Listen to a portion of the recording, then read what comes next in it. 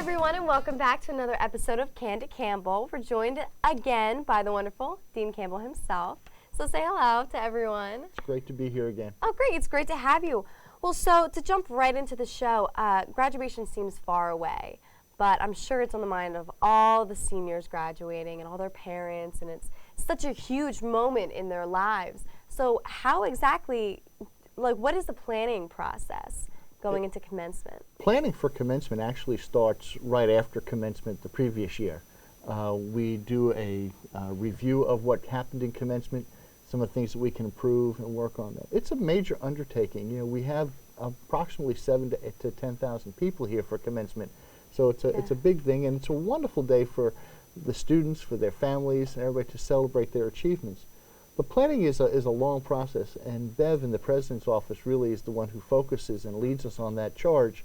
But all the details from how do we organize a range site in the SRC, how do we plan for tickets, how do we, our graduation speakers start, working with the honorary degree recipients, working with making sure we have the right music and who's going to sing the Star Spangled Banner and all of those kinds of little details that are amazing, to the receptions that we have, afterwards for the students and their parents, the cookies, the places to take pictures. All of those details and Bev does a wonderful job of leading us all through that.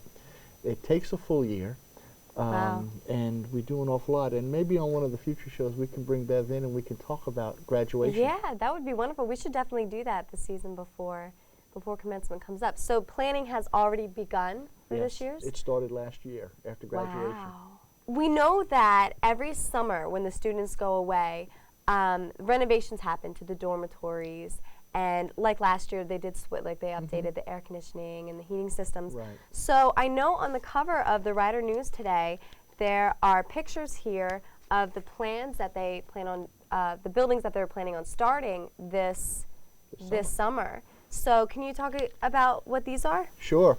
As you can see, we're looking at starting an addition to the Bart Luedeke Center Theater, and we're also going to build a new academic building.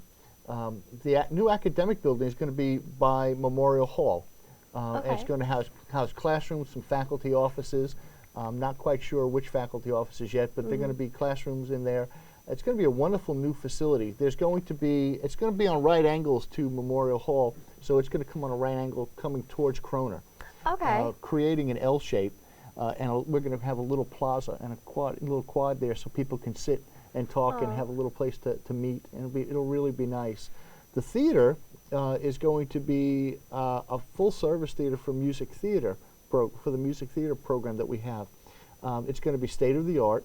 They're going to be places to build sets and to bring in overhead swinging and flying sets. Wow. There'll be a place for orchestras to play music. It'll be on the ground. If you notice, the back of Bart Luedeke Center has like an incline that goes behind it, drops down.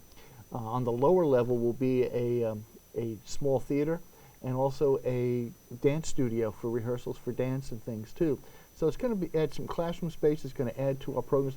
But the key to that whole thing is it's going to be built in such a way that we'll still be able to use it for student activities and the Student Entertainment Council, movies, and things like that too. So we'll have two major theaters. We'll have a new academic building, and it's going to be very exciting for all of us. So now the new academic building that they're putting near Memorial, is that going to change at all the parking? Or is there more parking going to be added? The parking it's going to be on the grassy area. Okay, sitting there now. So that faculty lot right there will remain. We still will have faculty parking there. It might encroach on a few spaces, but the parking lot will still be there. Okay. Well, so as far as dormitories, are there any major changes there that we can expect this summer? Nothing major for this summer. We're going to, we always do painting. We always do some recarpeting and things like that, but we won't have anything planned as a major renovation this year. Yeah. Okay, great. Well, now I know the spring concert takes a lot of planning, and I know the SEC is in charge of most of that. Right. And last year we had the Plain White Tees scheduled, but unfortunately within an hour they were sick and canceled on us.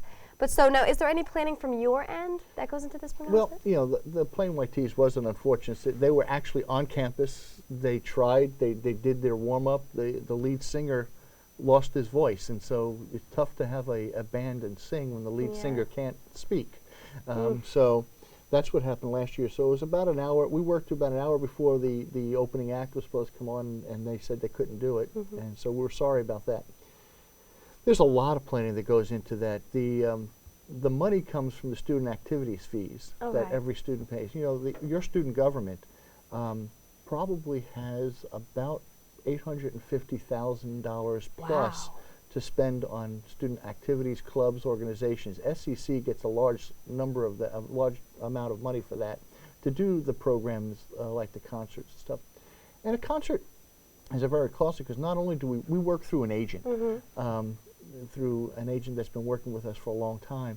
It helps us identify the acts as they're touring, where we helps us bid on the acts because we can't always get the act that we want because there's competitive bidding that goes on.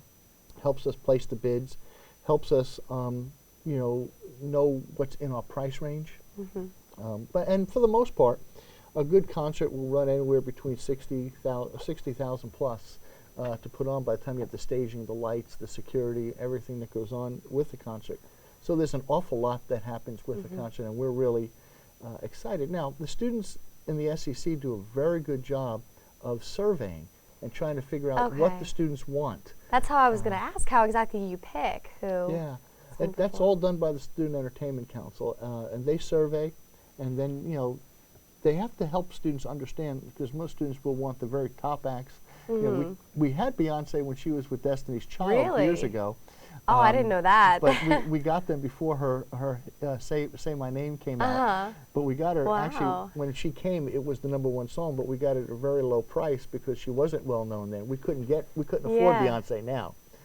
So in the past, we've always had a pretty good idea. We've had Ludacris here, we've had Three Doors Down, we've had some very top names, but we usually find them on the way up or working in that range, but we don't usually get them when they're at the peak because that would cost, we would need to fill up the Wachovia Center in order to pay for that. I bet that would.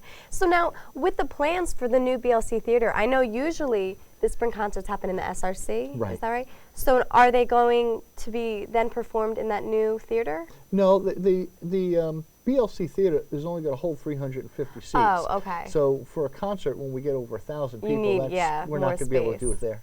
Okay.